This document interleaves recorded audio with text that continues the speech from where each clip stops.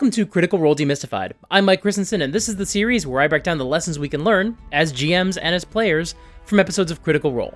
Today we're talking about a one-shot, Marisha's Honey Heist. This episode was actually commissioned by one of my patrons, Garlock. Patrons at the Programmed Illusion tier can commission me to make a bonus episode of this series based on one of the show's one-shots. So if there's a particular Critical Role one-shot you've always wanted to see me discuss, consider checking out the Patreon.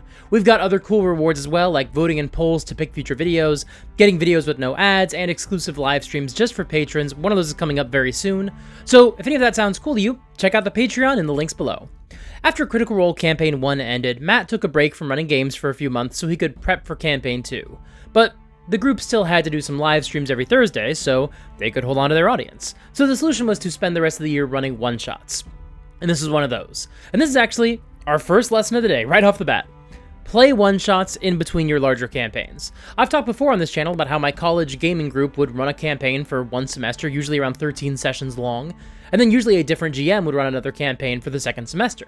Once we all graduated, we still lived close enough that we could try to get together for semi-regular game nights and run some more campaigns that were still around 10 or 13 sessions long.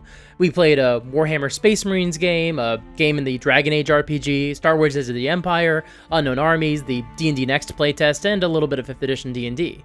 But we also just ran a whole bunch of one-shots in between all these campaigns. Fiasco, Paranoia, Lasers and Feelings, Only War, Feng Shui, Unknown Armies. We got our first taste of that through a one-shot. It's the one time in my life where I played the most games.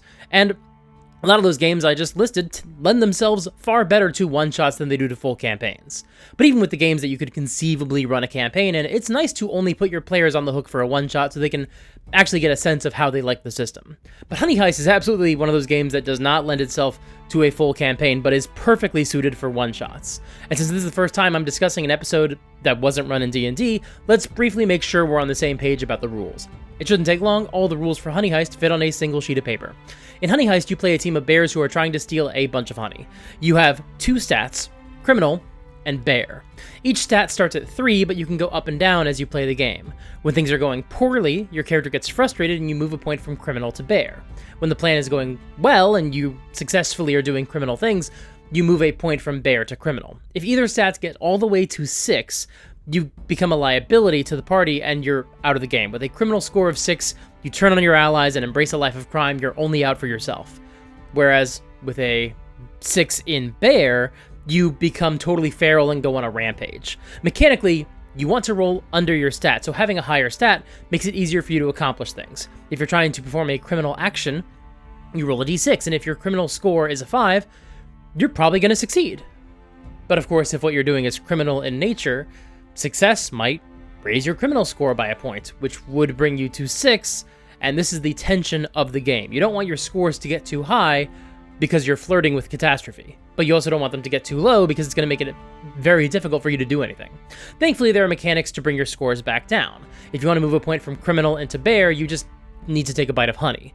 And if you need to move a point from Bear into Criminal, you just need to do a flashback to some other moment in your criminal past. And that's basically it. There's one more mechanic that's kind of relevant. It's about how your character disguises themselves in the human world, but we'll actually discuss that in a little bit when it gets introduced to the players during the session, rather than as part of character creation.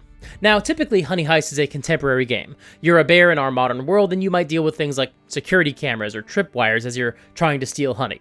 But in this case, Marisha chose to set this game in Tal'Dorei, 2 years after the end of the Chroma Conclave storyline. This actually means this takes place after the end of the Vox Machina campaign overall.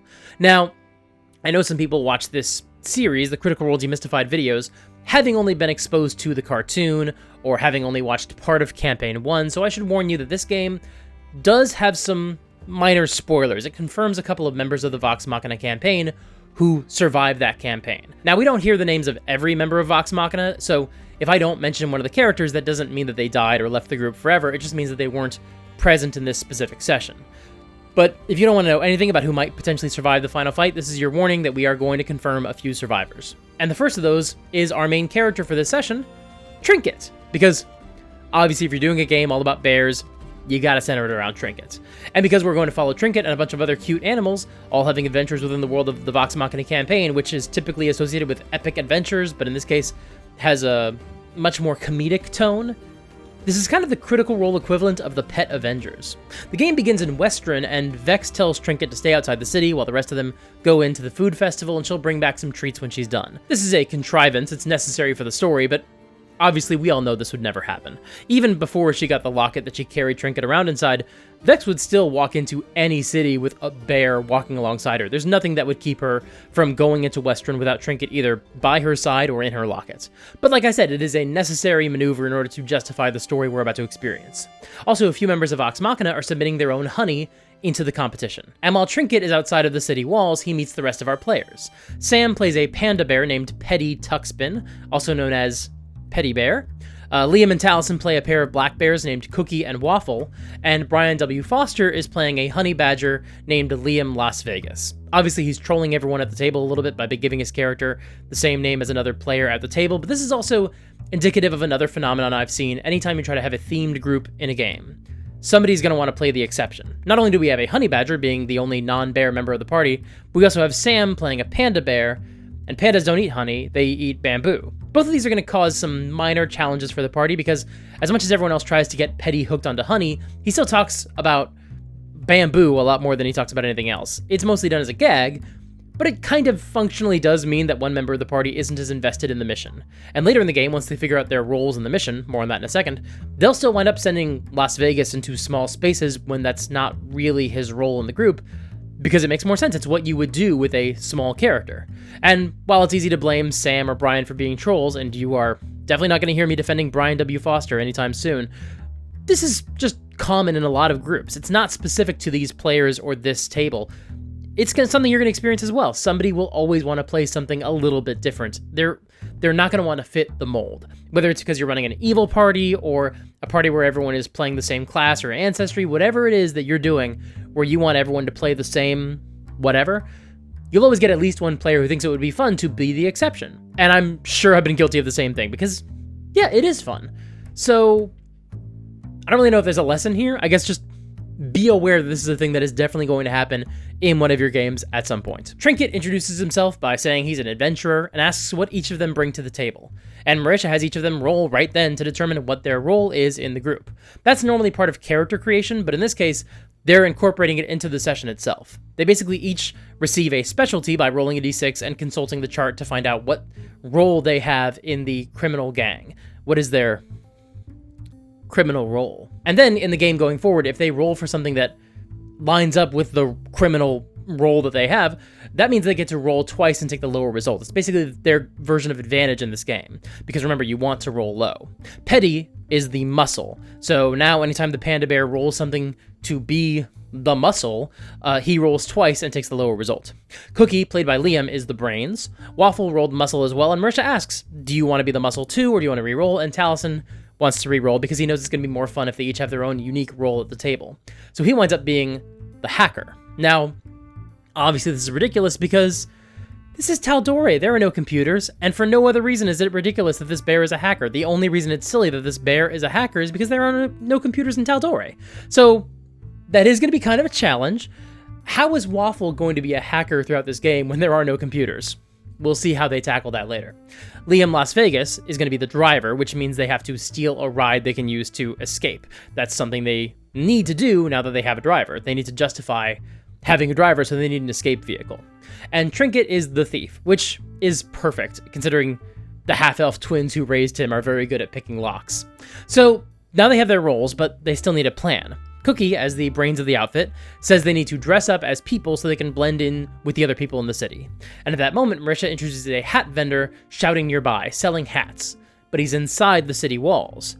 Cookie makes a plan. The black bears can cause a commotion, while Vegas sneaks in as the smallest member of the group and grabs some hats. Now, again, this kind of lines up with what I was talking about earlier. In theory, it would make more sense for the thief to go and do this, but in this case, yeah, you want to send the smallest person because you don't want a bear to sneak in when he's not fully disguised yet. Cookie will try to prioritize scaring children and giving them a little fright, while Waffle tears down the decorations. No. He'll hack down the decorations. Well done.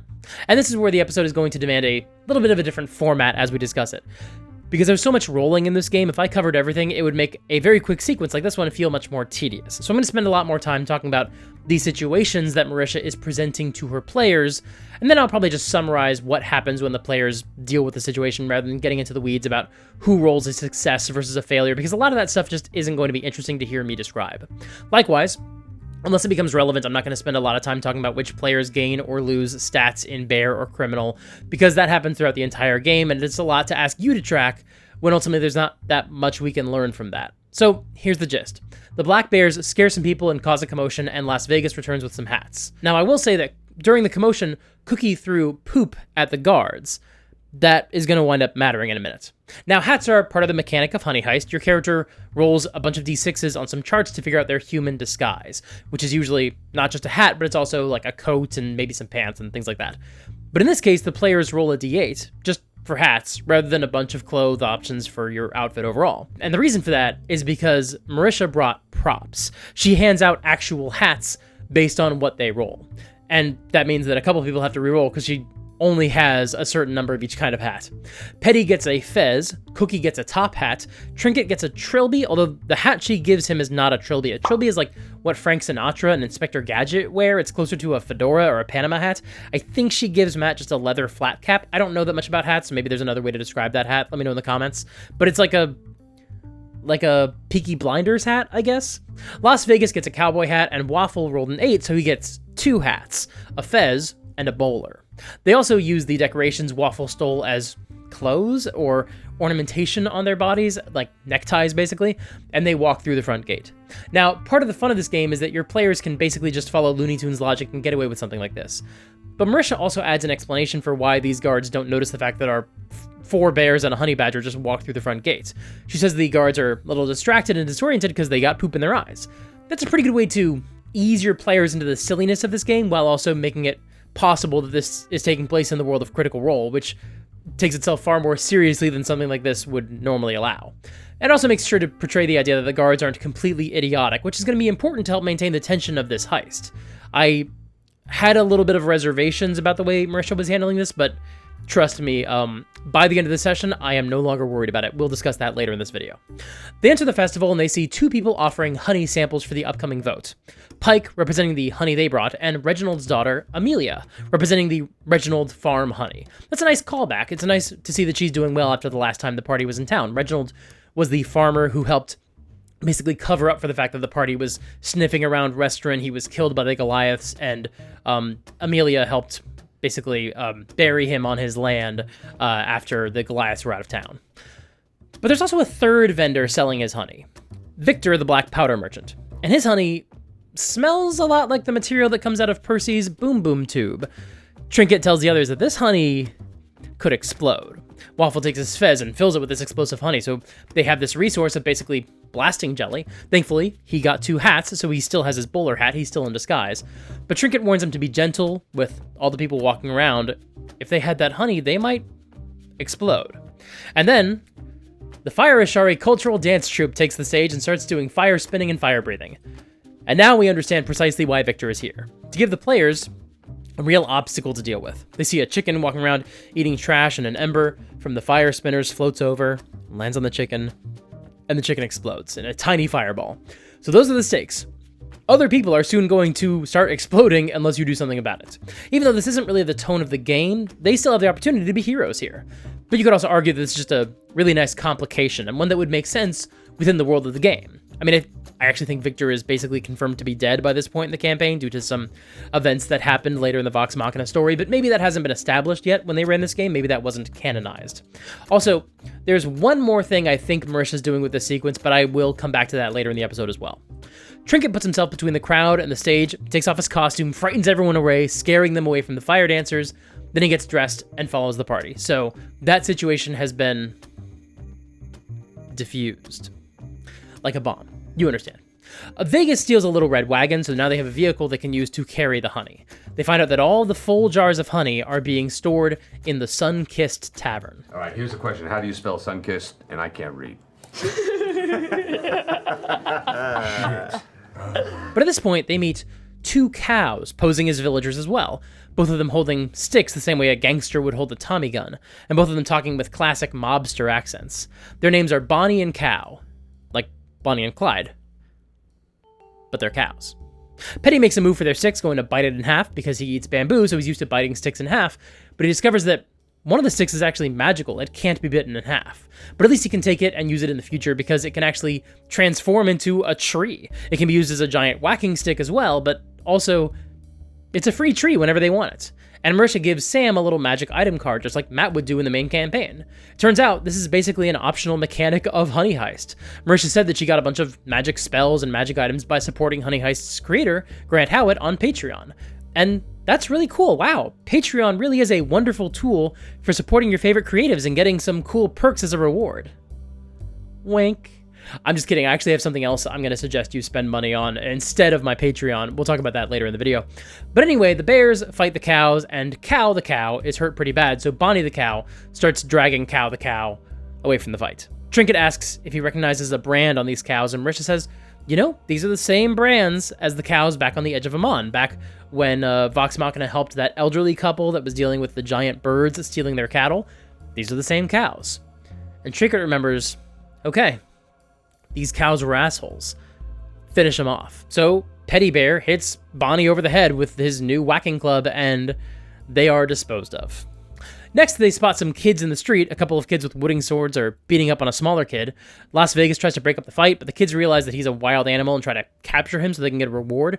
And the rest of the bears jump in and scare off the bullies. And this little kid is so grateful to be saved.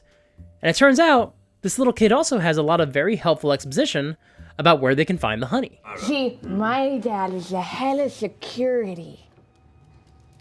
Congrats. He's the head of... So he knows where all the honey is hiding. And he told me that there's like a code, and he made me like collect a bunch of fish for it, and it wasn't very fun. But there's a secret code. I can show you where my dad is. Kid, how would you like to be an official bear bandit? It's so cool having bear friends. Okay, if you go around the corner and you go up, you right next to like the Sun-Kissed Inn. My mom likes drinking there a lot. If you go over to next to the Sun-Kissed Inn, there's an alley behind it, and there's a door that kind of goes up to the side, and that's where the head of security is. This is a neat little move. Basically, Marisha put this vulnerable kid in front of the party, and then, if they stepped up and helped out, they would get rewarded with a lead on how to get the honey.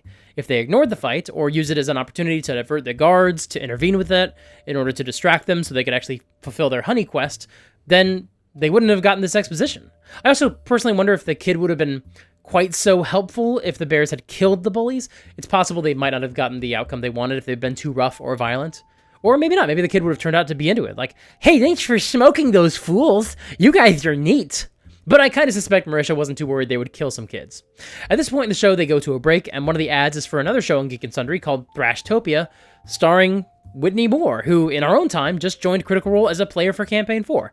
That has nothing to do with anything, but I was working on this script the same night I finished watching the first episode of the new campaign, and then I heard Whitney introduce herself during the break of this episode, so I definitely wound up doing a double take. Now, along the way, through these shenanigans at the fair, so far they have managed to pick up a few extra jars of honey. Marisha says they have 1.5 jars, which she decides means they have 3 doses of honey, 3 bites. So if somebody wants to take a bite of honey to move a point from criminal to bear, they can do that 3 times as a group.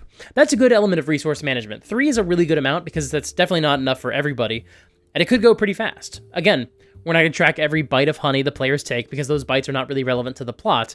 My point is just I like the way she's handling resource management here. And speaking of resources, they also have the Little Red Wagon and the fez full of explosive honey. They find the Sun-Kissed Inn, and Waffle takes a big sniff from an open pipe and sees if he can hack the system. Marisha has to figure out exactly how to make that work, so she basically uses the pipe as a way for him to sniff out the layout of the building, the same way a hacker might get the schematics of a building, up to the point of the security room. He can't tell what's beyond that because there's a firewall, whatever that means. Sure, sounds good.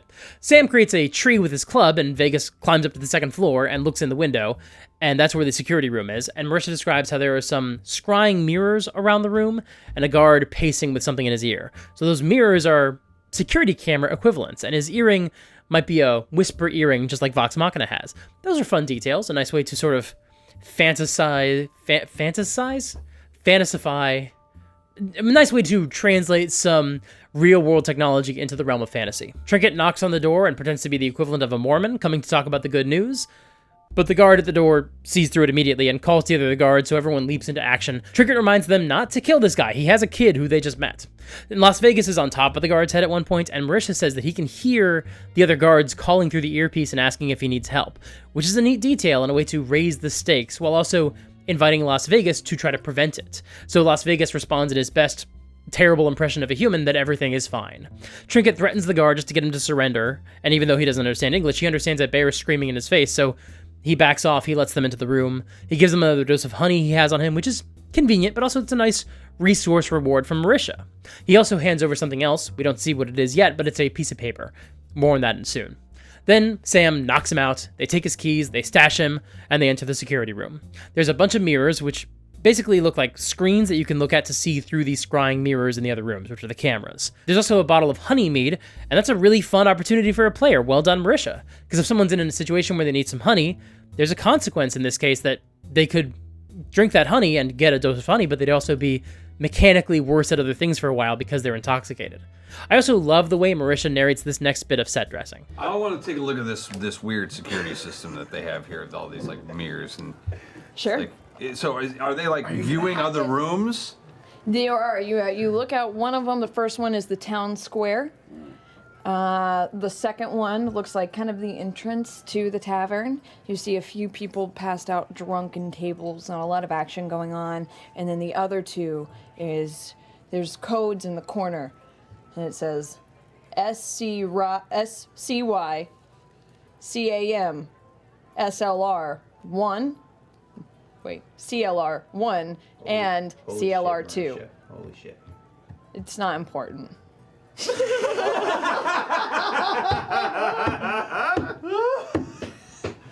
Isn't it though? Isn't it kind of fucking important, really? There's Town Square, Tavern, Cellar Room 1, Cellar Room 2. Thank you. Yeah. That's all you need. That's what's on these papers here? That's what's kind of blinking in the corner of each of these Each of the cameras. Mirrors. The mirrors.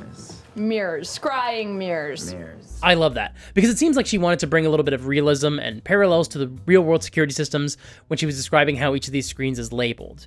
But it seems like she was realizing as she narrated, it sounds a lot more like she's giving them a password or some sort of code they would need to use, when really it was just an abbreviation, a label so the guards would know which room was which.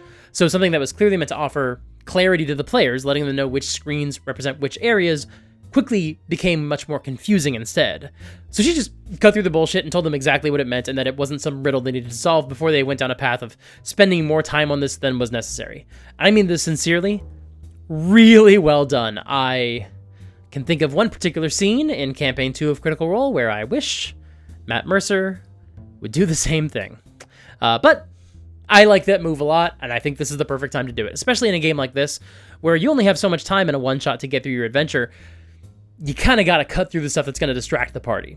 Waffle hacks the security mirrors, so the footage is on a loop, and Marisha describes how he basically zones in on the mirrors with his mind, and she describes it with this purple prose about how he can basically see through the cameras, but like more vividly than looking into a camera feed. He can see the matrix code. He's one with the mirrors, and then the footage starts looping. Don't worry about it. But in fact, Marisha describes how Waffle now has a green sheen to his eyes, and she hands him a card with a new power or ability or something. And later in the episode, he's going to have the ability to teleport a short range. It doesn't sound like this is a specific scenario she was expecting to play out. I don't think she thought they were going to hack the cameras. I'm guessing she just had this power up her sleeve and chose to reward it at what felt like the most appropriate time. Also, at this point, Waffle gets confirmation that the honey is in the cellar, and there are barrels of honey. In fact, way more than will fit into their little red wagon. Las Vegas heads out to go steal a new ride so they can take all this honey with them.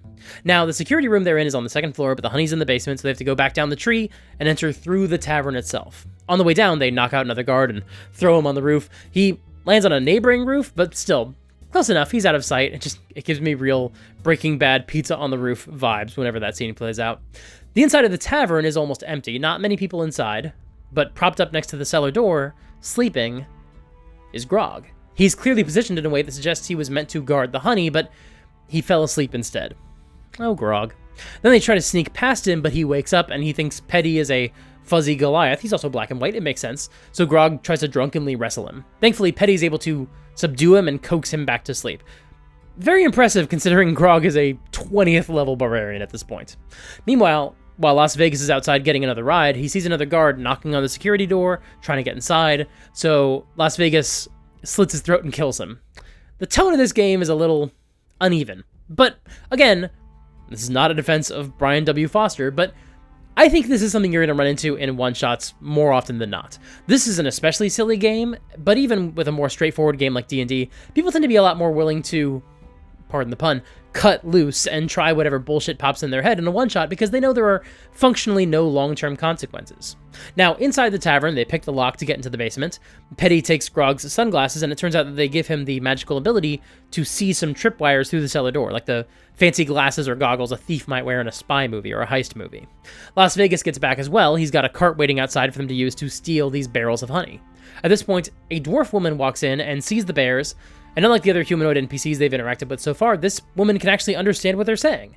And this is actually a character we haven't discussed yet in the main episodes of the series, so kind of a spoiler here, but this is a guest character from later in the Vox Machina campaign. This is Tova, the werebear, and the fact that she can transform into a bear is why she understands this party of bears. And in fact, she says she's a member of a secret organization called the Hibernation... I'm sorry, not my mistake. The High Bear Nation. Don't know why I almost said that other thing. That has nothing to do with this. This is perfectly normal named organization called the High Bear Nation. But she basically goes to events like this, festivals and things like that, and tries to make sure any leftover food goes directly to bears in need. So she says that instead of just stealing the honey for themselves, she could use their help to get honey and other food out of the festival, and then they would become members of the High Bear Nation. The bears discuss this among themselves and decide to still take a majority of their honey haul, but they'll still leave a little something for her to take back to the High Bear Nation. This, again, feels like Marisha presenting her players with a choice.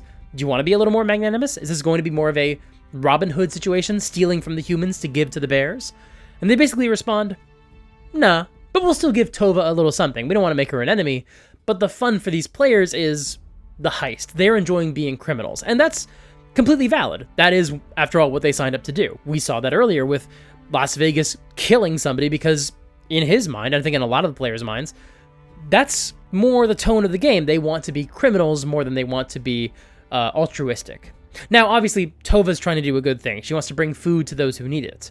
And you can actually do the same thing by checking out Power Word Meal. Now, this is not a sponsorship, even though I just nailed that sponsorship transition flawlessly, but this is just a neat thing our community is doing, and I would love to take this minute to tell you about it. This project was put together by Will from D&D Shorts, working in partnership with the UN World Food Program.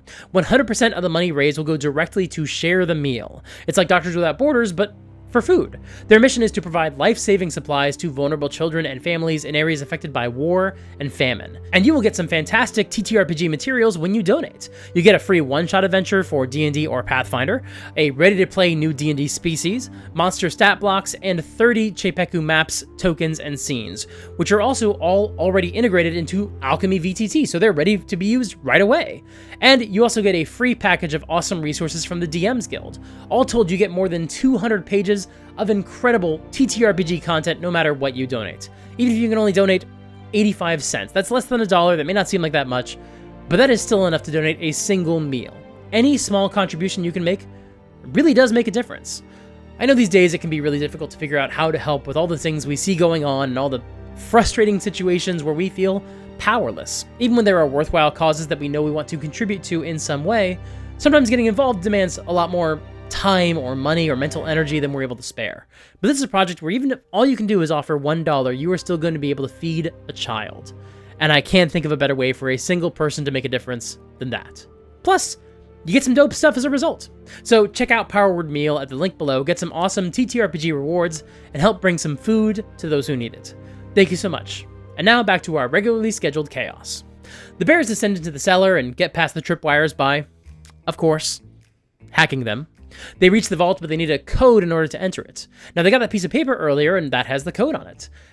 And then we get the single best moment in this entire episode. And she goes over to it and she goes, thump, thump, passes her hand over it, and it goes, bzz, bzz, and starts glowing. And then holographic fish kind of appear in the center of it. Wait, what's Map happening? is coming out. What did you do? What is this? What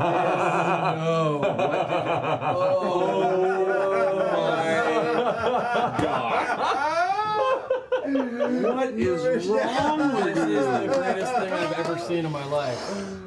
Oh, you lovely person, you. You will. that's it. Yeah, you will. Distribute this shit right Yeah. now. Holy shit. I call blue. All right, should I read this out loud? Yeah. So via Tova, reading this to me. Yeah, I help him sound it out. All right. You guys have to share one. Fine, totally fine. No, yeah, I'm into it. Here, you guys should do this. Matt You're the and I- brains. Matt and I will You share do this this. one. Green, pink, orange, and yellow. Not every fish is a friendly fellow. Green is mean, and pink stinks. Yellow is mellow, but orange is... Screw it, that Hazel Festival committee woman can go to hell. I'm not a fucking riddle writer. Here's the code. Orange is the best color, so put 1 orange fish in each basket. Except for 2 in the pink. That one was my idea.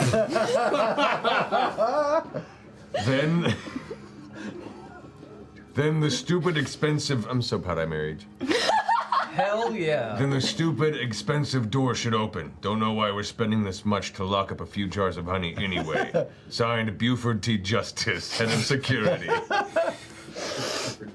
As you say this, Tova puts her hand over again. So that was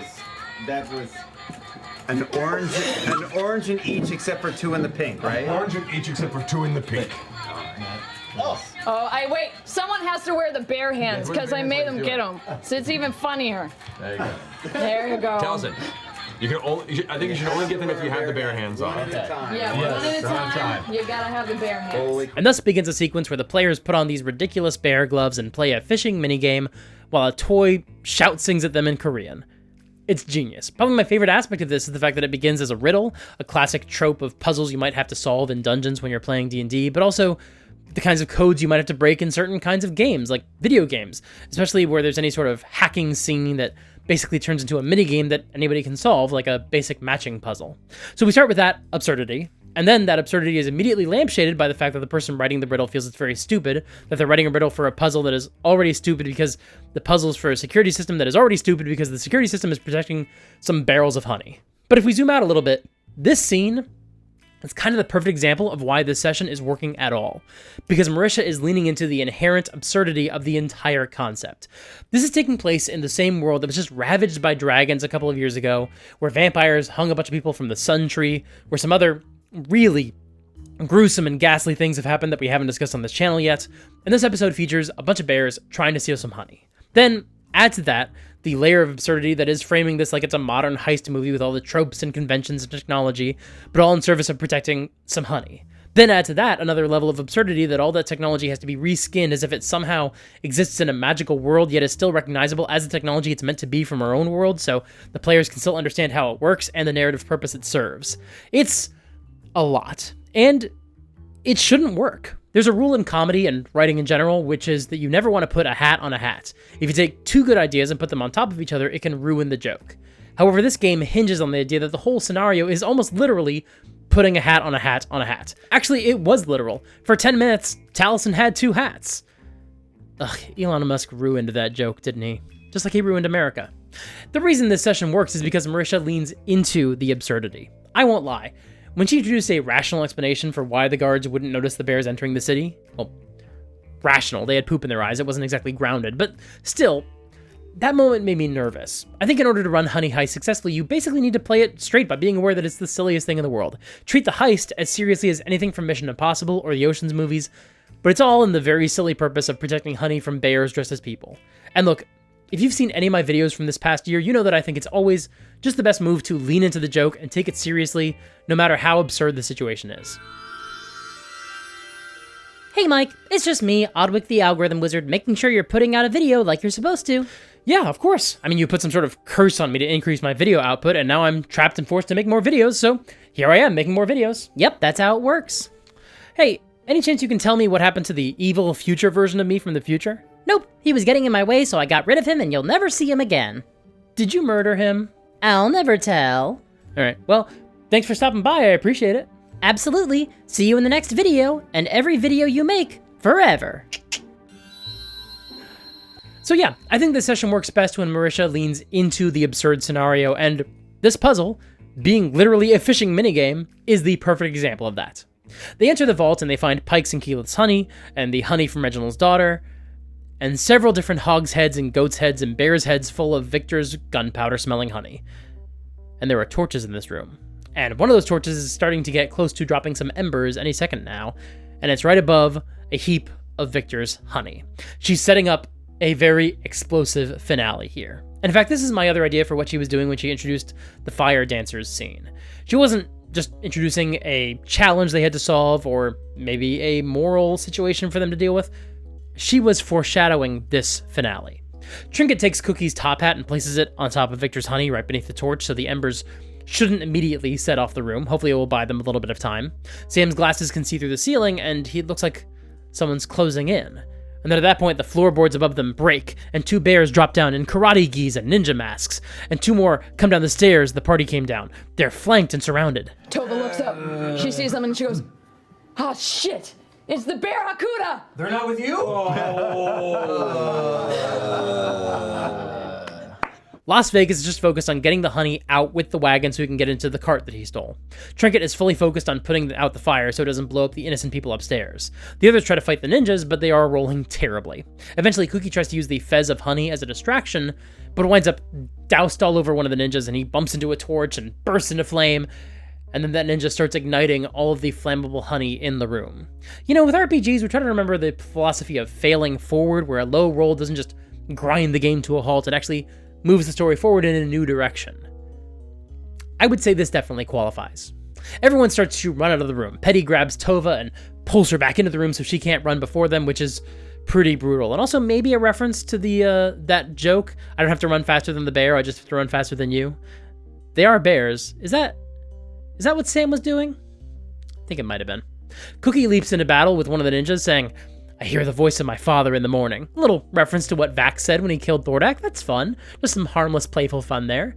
But then Trinket pushes Tova and Cookie out of the door in the final moments before the room explodes, saving their lives.